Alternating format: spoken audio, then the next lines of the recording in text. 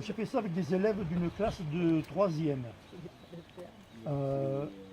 Ce sont des éléments de récupération qui servaient à travailler la terre dans les vignes, les jardins, les champs. Ce sont les élèves qui habitaient les villages alentours qui m'amenaient ces éléments. Et ils ont commencé par tenir compte, quand ils ont assemblé les éléments, à tenir compte du contexte dans lequel était le collège. C'était des bâtiments.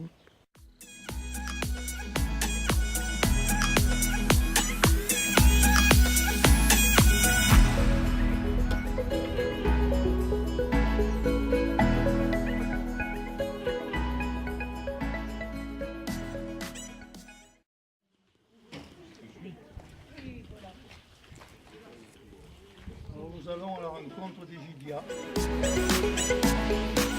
Voilà.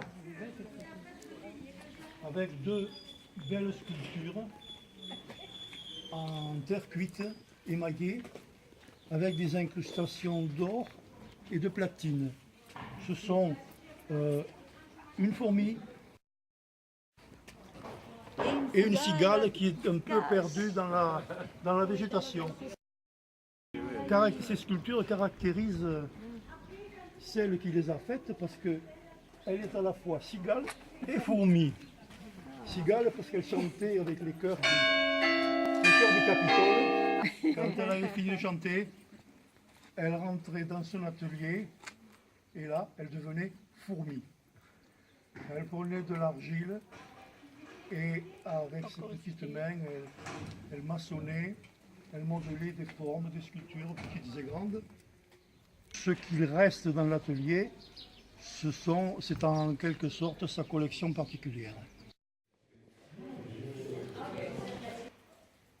Voilà, c'est dans cet espace qu'elle a travaillé pendant plus de 40 ans. Oui.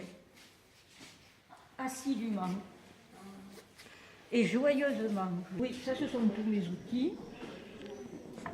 Il y en a pas tellement finalement. J'ai découvert l'or sur un morceau de terre. Et voilà. Et j'en ai tiré parti depuis ce jour-là.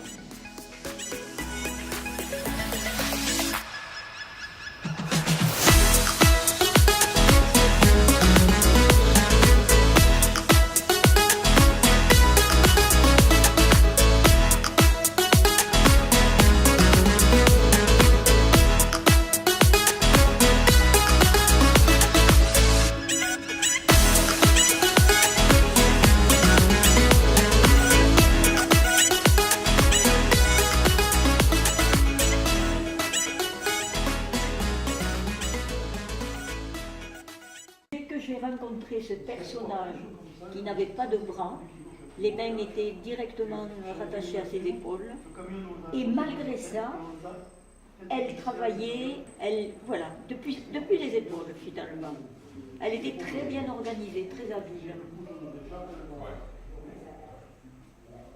C'était un personnage fantastique, ça. J'espère que la pièce est fantastique aussi. Mes pièces avaient la particularité d'être doubles. On pouvait les voir dans les deux sens. Et c'était des personnages différents dans les deux sens.